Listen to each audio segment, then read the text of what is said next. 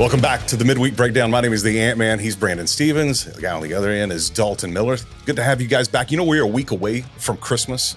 From this time next week, we'll all be opening up gifts, hopefully. Yeah. I'll be back at the beach. Back at the beach. That's where you spend Christmas with the That's a palm good tree. enough gift right there. Yeah, no Right? kidding. It looks like white snow, but it's just the white sand for you.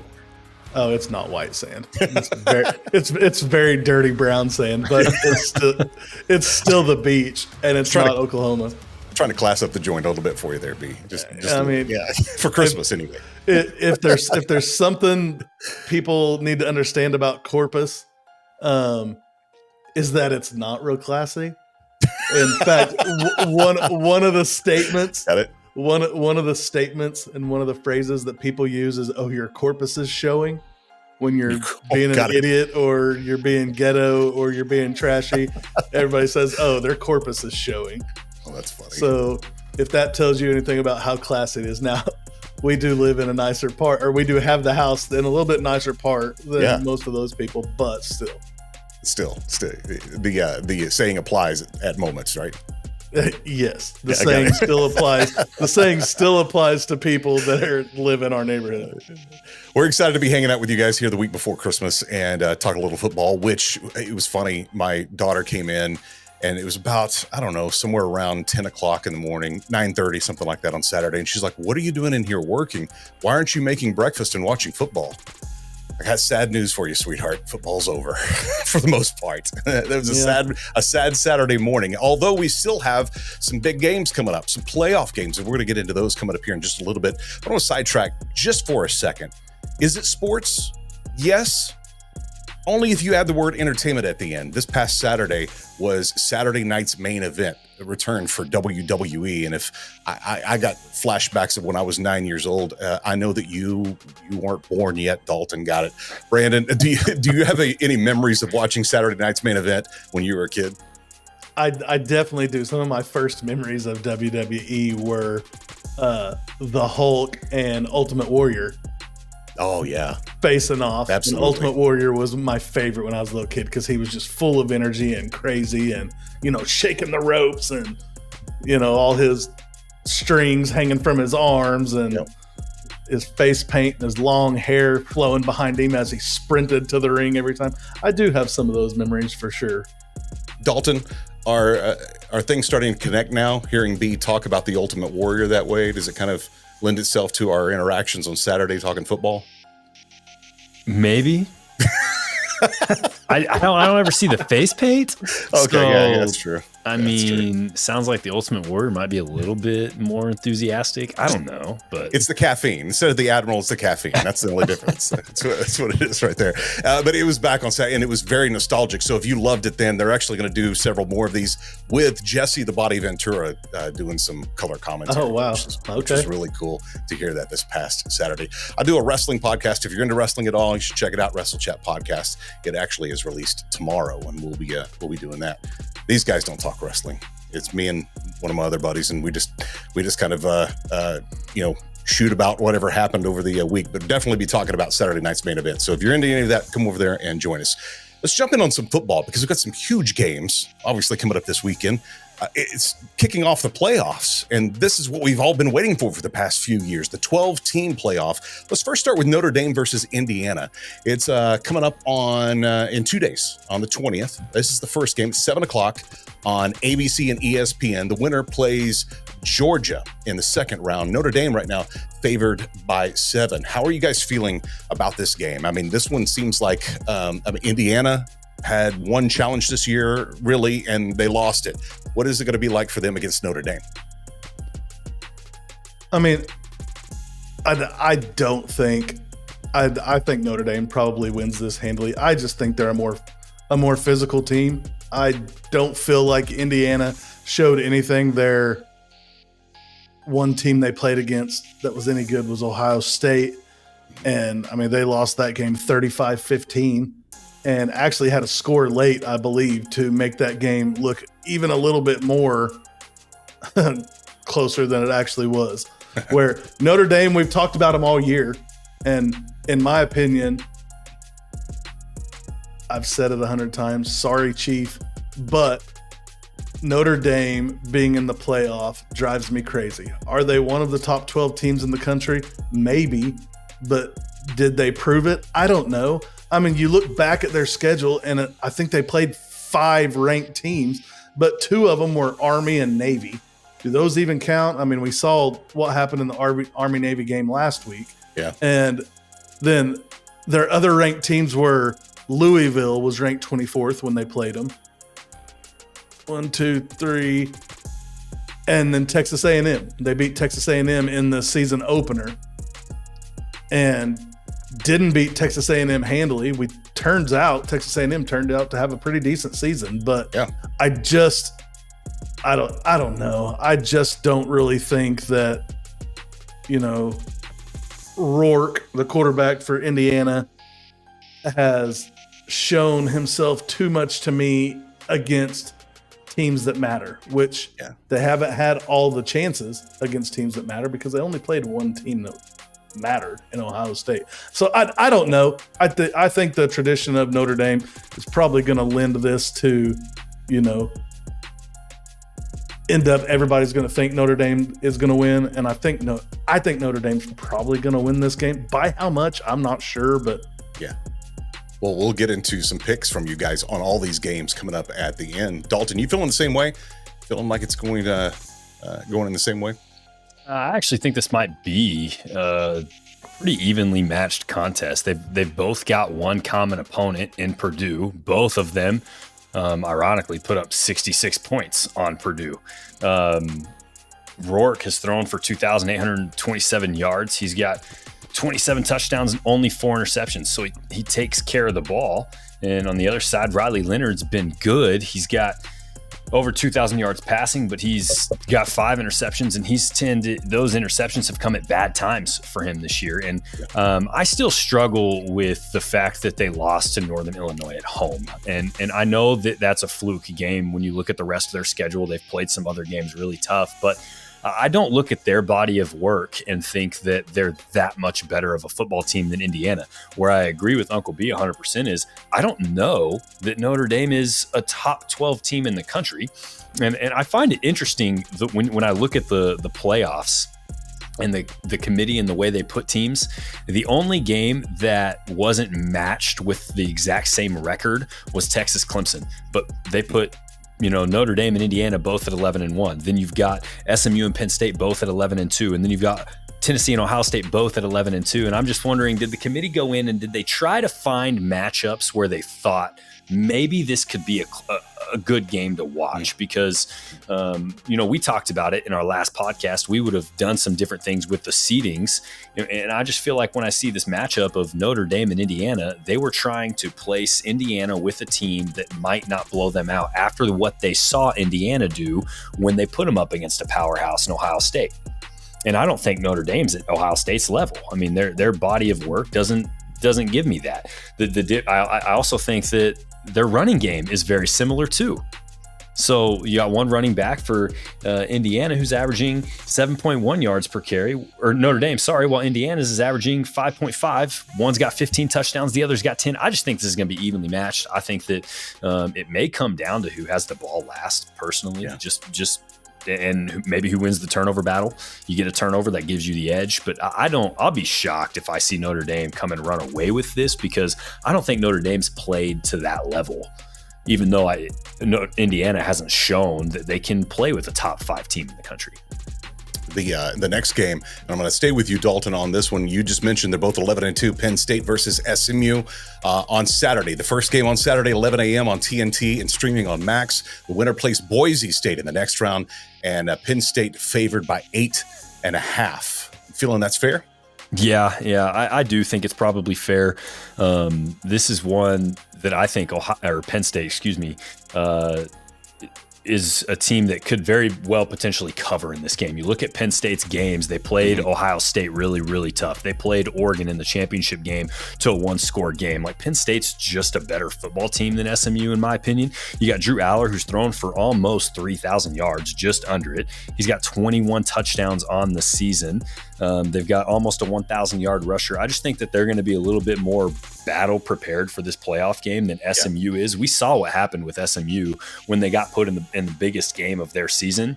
They folded a little bit, and I know they came back and made it, a closer game in that ACC championship game. And if you just look on paper, you're like, man, what a tough matchup that was. But that game was 31-7, and I still stand by. I think the ACC did everything they could to get two teams in, and that was how they needed to do it. If Clemson would have ran away with that game after it was 31-7, we may not be talking about SMU right now. So I just think Penn State's the better team, and they should come out on top in this one. The long shot in this game, Brandon, SMU making it in. How are you feeling about this, too? I mean, I feel the same way about Dalton. Yeah. Penn State has had a couple of, close games. Obviously, losing the games to Ohio State and Oregon. Both of those teams are really good teams, right? Ohio State was ranked number 4. Oregon is obviously ranked number 1. They still put up 37 points at home against Oregon. They just gave up 45. On the other token, the SMU Clemson game, same thing Dalton said. I mean, that game was not as close as the final score would have you to believe. I feel like Clemson probably took their foot off the pedal a little bit when they shouldn't have, made a couple of mistakes late. And like Dalton said, if you look at that game, you just look at the box score and the stats, you think, oh man, that's a great game. But I mean, they played BYU early in the season, lost 18-15 was their other loss besides Clemson. Who did they really beat? I mean, they beat Pitt, who was ranked, and they beat them pretty handily. Other than that, they didn't beat anybody. I think I could see Penn State running away with this game and winning it by at least a couple of scores. It's gonna be tough for SMU. Hopefully they come out and prove me wrong and they make a really good game of this.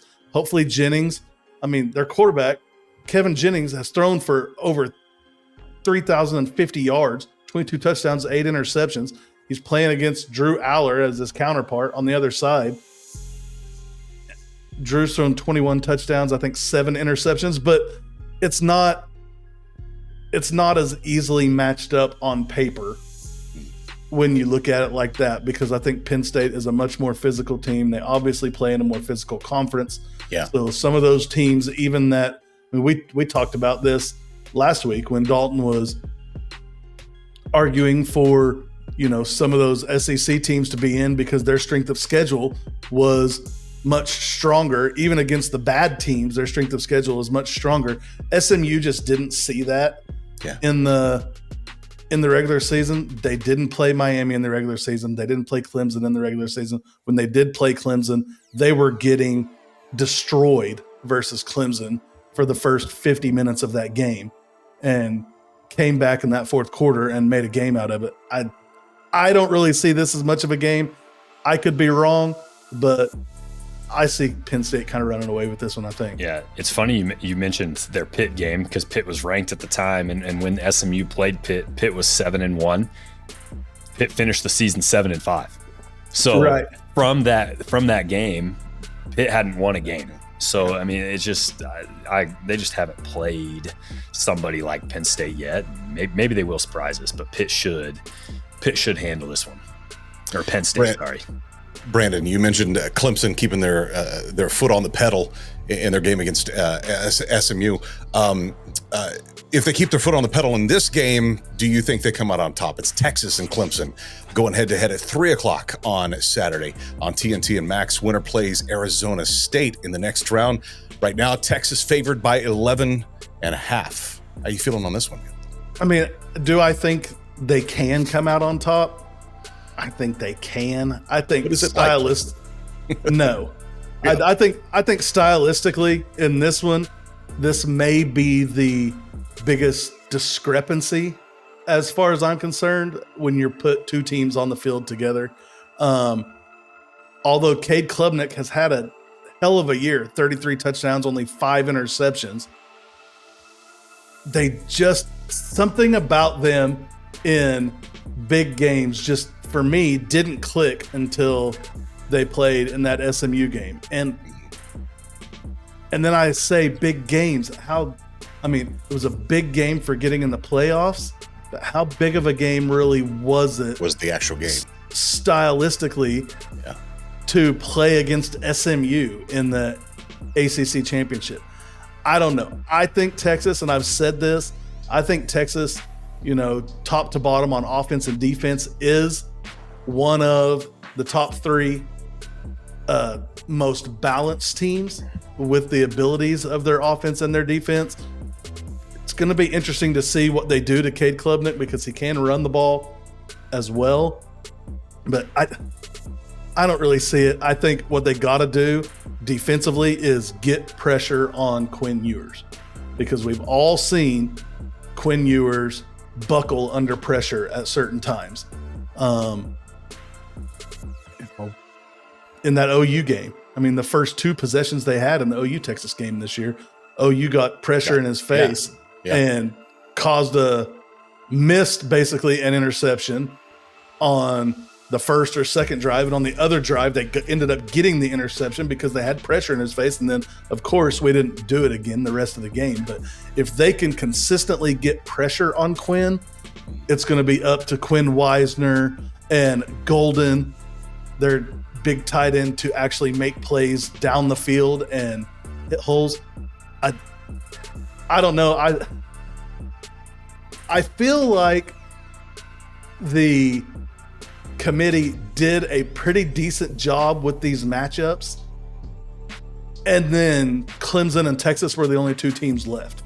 I feel like the other 3 games could really be decent games, and the one we're going to talk about next, I think, is probably the best game in the first round. It's going to be a fun one to watch in Ohio State and Tennessee. But I feel like they matched these teams up, seeding wise, based on their stylistic choices and how much, I keep saying that word, their choices on the field and how close they think these games could possibly be. And then they were like, oh crap, we forgot about Texas and Clemson. Oh, well, put Texas at the 5 and make Clemson the 12.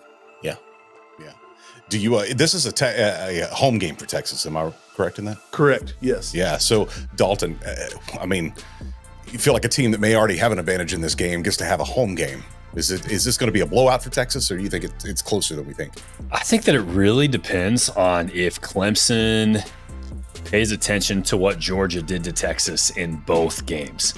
I think that you're okay if you're Clemson's defense, you're okay if Quinn Ewers comes out and throws for 350 yards, as long as you don't break when it gets to the red zone. Because we saw Georgia allow Quinn Ewers to throw for 358 yards, but he only threw for 1 touchdown and he had 2 interceptions.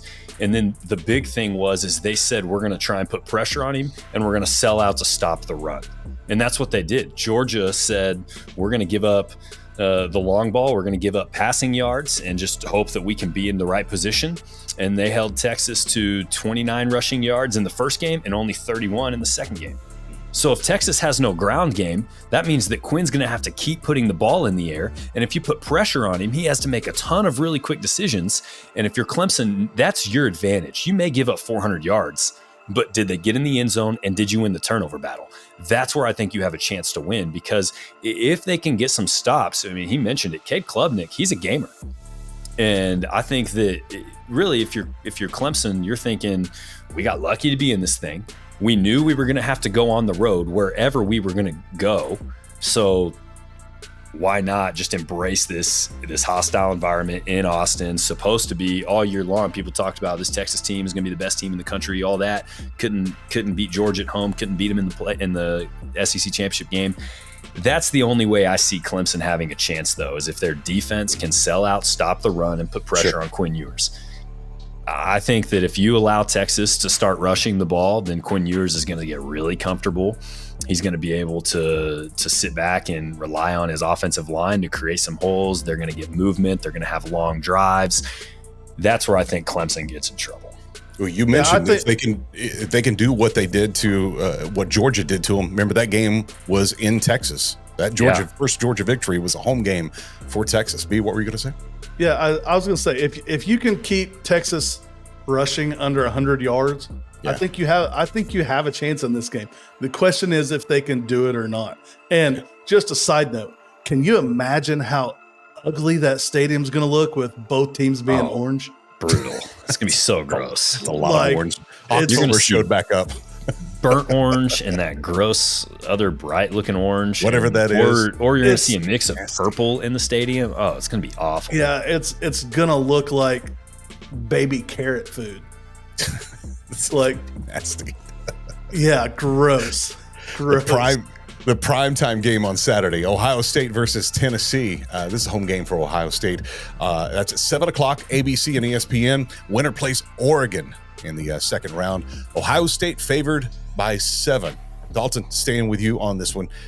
This matchup, we've talked a lot about matchups, and Brandon mentioned that he thought this might be the best one. How are you feeling about this? Yeah, I love this matchup. This is the one I'm most excited to watch, man. Iamaleava, 2,500 yards passing, 19 touchdowns, only 5 interceptions. He's stepped up and made plays when he had to. Obviously made a game-winning drive to beat Alabama this year. I think he's one that can make throws under pressure. He'll stay in the pocket as long as he needs to try and put the ball in the right spots for his guys. This Tennessee team is just tough, I think. I think they're a very tough team. And then on the other side of the ball with Ohio State, I know there's a lot of Ohio State fans already saying if we lose this game, it's time to get rid of Ryan Day. And I'm just like, y'all are insane. That's crazy. This dude's a really good coach. Like, who are you going to get better than this? Like, but that's the other part is they got to go to the shoe, and that's not an easy place to play. And I think that this is different than a Ohio State-Michigan matchup just because you don't have that rivalry aspect. So Ohio State will be able to really utilize their home field advantage here. I think the place is going to be rocking. And you got to think about it. Tennessee, it's probably in their minds like, we can't win and plant a flag or else we're going to go to prison because it's a felony now in Ohio State, So it's like, what do you? Retarded. That doesn't even. So yeah, I'm super excited for this matchup. I think it's going to be, maybe one of the best games. This one kind of has an SEC feel type game to it, in my opinion, and I don't really know what to expect, but I think it's going to be a close one. All right, B, how about you? I agree. I think the key in this game tonight or Saturday night is if Ohio State can stop Dylan Sampson, the running back for Tennessee. He's rushed for almost 1,500 yards and 22 touchdowns this year. Then the problem is you sell out to stop him, and you got this little freshman back here, Nico Iamaleava, that is capable of throwing and running.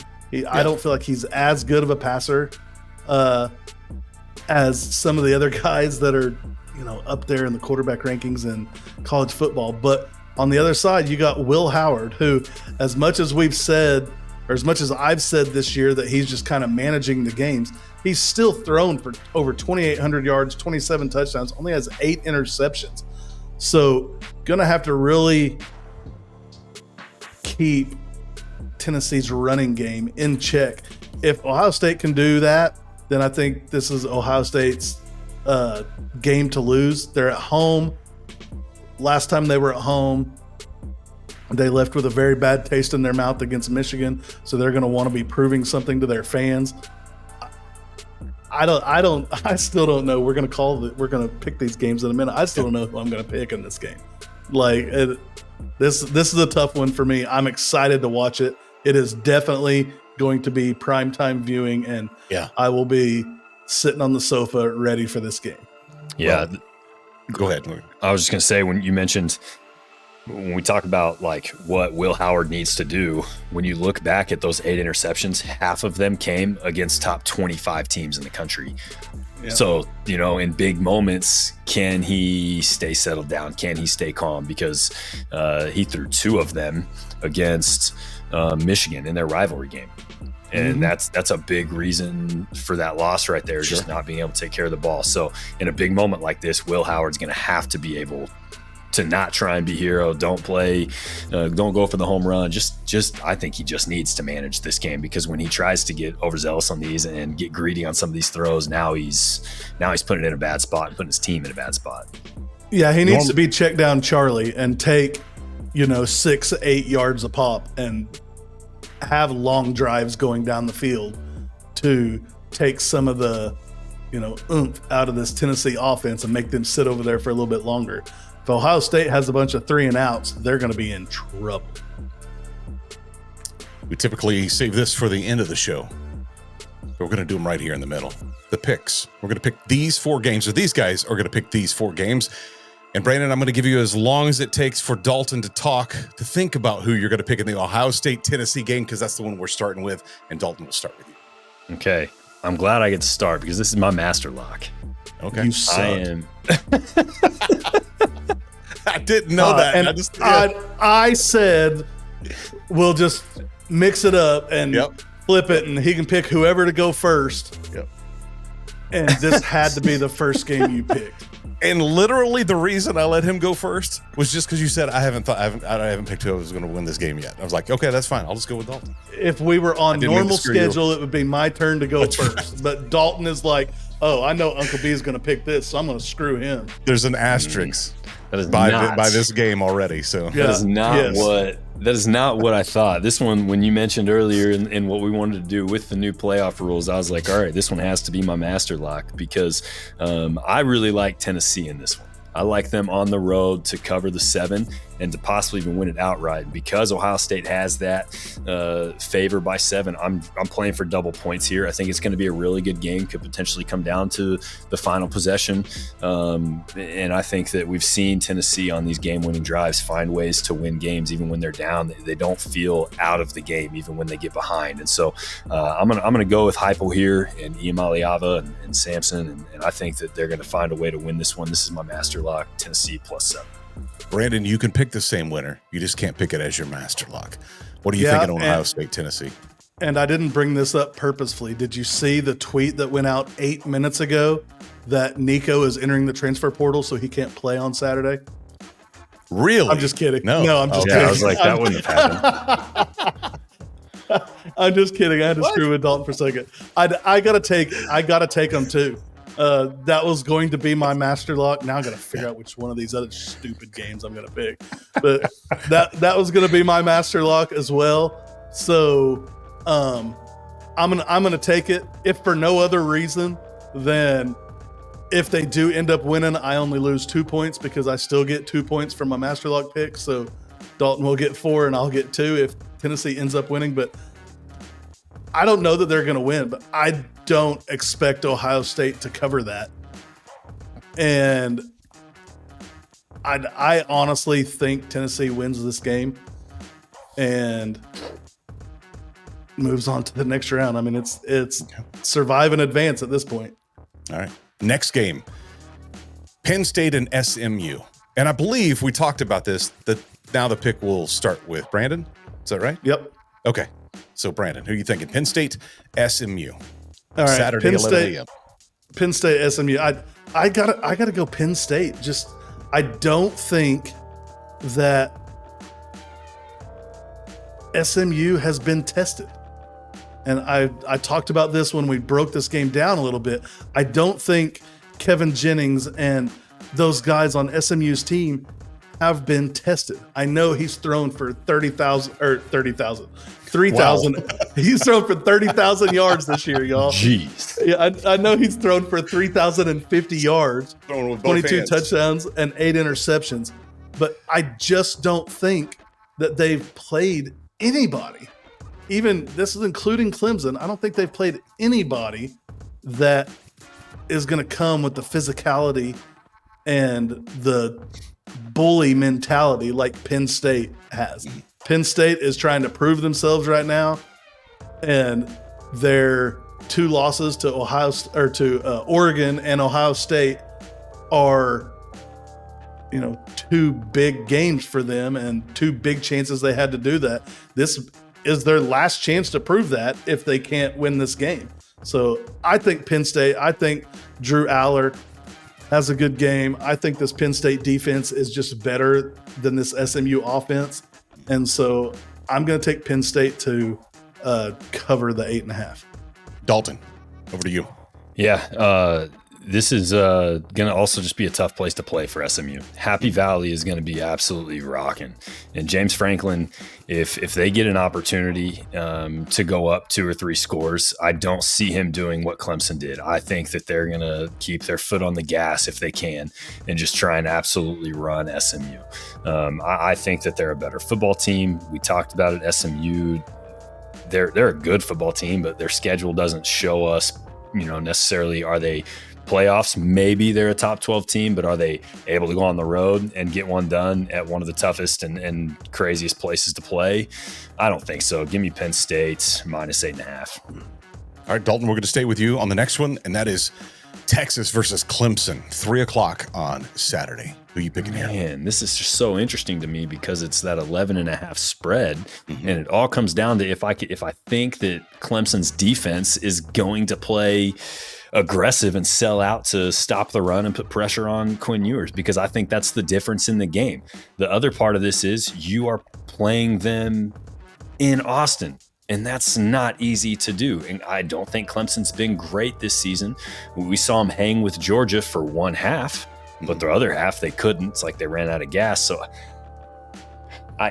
I'm just not sure on this, because we've also said all year long Texas really struggles to they played Georgia tough in the second time out, but at home they lost 31-15. So if Georgia can cover on the road, I think oh my gosh, this is the toughest one for me. I think I'm going to go Texas -11.5. Okay. That's taking a risk saying that, they're going to be able to run the football against Clemson, which I think is a big deal. But yeah, I won't be shocked if I lose this one. I can't risk. I think Texas is a better football team, and they should win by 2 touchdowns. So give me Texas -11.5 at home. Not officially the Orange Bowl, but the pseudo Orange Bowl. Brandon, what are you thinking? Ugly one.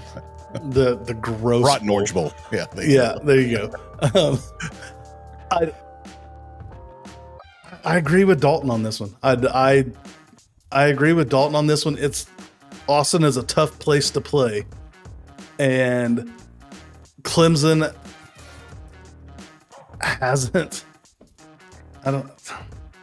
Clemson hasn't proved himself to me. Clemson got lucky, in my opinion, to be in this game, and the only other 2 good teams they played, South Carolina and Georgia. I'm not counting SMU. South Carolina and Georgia, they lost to, and Georgia, who beat Texas twice, killed Clemson 34-3 to open the season. I know season openers are tough. You learn the most about your team between game 1 and game 2. You make the most adjustments between game 1 and game 2 of a season. I understand that. I got to stick with Texas to cover this one, and I'm going to make it my master lock. Okay. I think Texas covers this at home. I could see Texas running away with this game. I could also see them losing this game, but I ain't putting my master lock on the Indiana-Notre Dame game. And got it. Dalton's redhead, whatever, took my master lock. So I just want to point out to everybody watching, he's the one that came up with these rules about the master lock, not me. So he did this to himself. Well, we're blaming Anthony. That's what we're doing. Yeah, because, fine because he picked you to go first, and he picked the order of the games. Yeah. I should have texted him on the side and been like, "Hey, just don't give Dalton the Tennessee game first." But I honestly, until we started breaking them down and talking about them, I didn't know what my master lock was going to be either. Yeah. That's just the most exciting game, so that's the one I wanted to have the most juice on. But I'll put my Skittles with Texas, and hopefully they'll cover this 11.5. Over to the I Don't Care Bowl, Notre Dame versus Indiana. Brandon, staying with you. Who are you picking here? Yeah, I don't care. No, I'm just kidding. Excellent. Dalton, no, I'm joking. I mean, I got to go Notre Dame, and I hate that I'm saying that. Yes. I do. I hate that I'm saying that, but I got to go Notre Dame. I just haven't seen anything out of Indiana And at one point in the season, they about convinced me. And then who was it they played after that? And they really struggled with.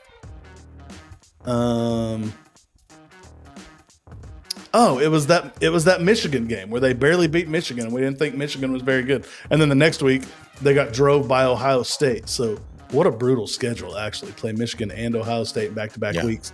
But I don't think Indiana deserves to be there. If I was gonna kick a team out because of their resume, I guess you would say, I think it would be Indiana. But I got to take Notre Dame to cover the 7 points. I mean, they're at home. They are. It's going to be a crazy atmosphere. And Notre Dame's going to win this game. Think the same thing, Dalton? I think Notre Dame probably wins it, but I think I am going to go opposite and take Indiana plus 7. I can't get over you lost to Northern Illinois at home. So that tells me Indiana has a chance. Sorry, Chief. Sorry, Chief. Well, we'll find out after this weekend, which should be a fun weekend, especially Saturday, watching 3 games back-to-back and 3 games that mean something. Move on to the next round of the playoffs. We've got the schedules came out for, I guess, for all teams, but the ones we're particularly interested are teams in the SEC, being Oklahoma fans. So Oklahoma's schedule this year kind of lines up with the conversation that we had last week on the podcast of strength of schedule. If Oklahoma can pull this off, that's a huge strength of schedule on this one. I think we were in the top 5 this year. Yeah, strength of schedule. I think number 4. Number 4. Was it 4th? I thought it was 5th, but yeah, it might have been. Yeah. And our arch rival looks like they got which a lot of people loved you saying this, Brandon, the Princess treatment. It looks like they get it 2 years in a row with the schedule that Texas got as well. Some other news in our Sooner quarter, the portal news. Now, it's not official yet, just a lot of buzz, but half of the equation has already been established, and that is John Mateer is leaving Washington State. If you don't know much about that, his offensive coordinator is now the new offensive coordinator at Oklahoma, and the quarterback's coach from Washington State is now the Oklahoma quarterback's coach. So kind of makes sense you bring the quarterback too, right? Would you say, B? Mm-hmm. I would. And everybody here, I know I'm the only one here, so I listen to, sports talk all day long. And the only consensus here is that he's coming. We talked about this, in our little meeting before the show, that he's been offered, an NIL package from an unnamed SEC team of $3 million. And it sounded like he is accepting that. It is not official, but I expect to have that information before the weekend's over. On maybe by the time this podcast comes out.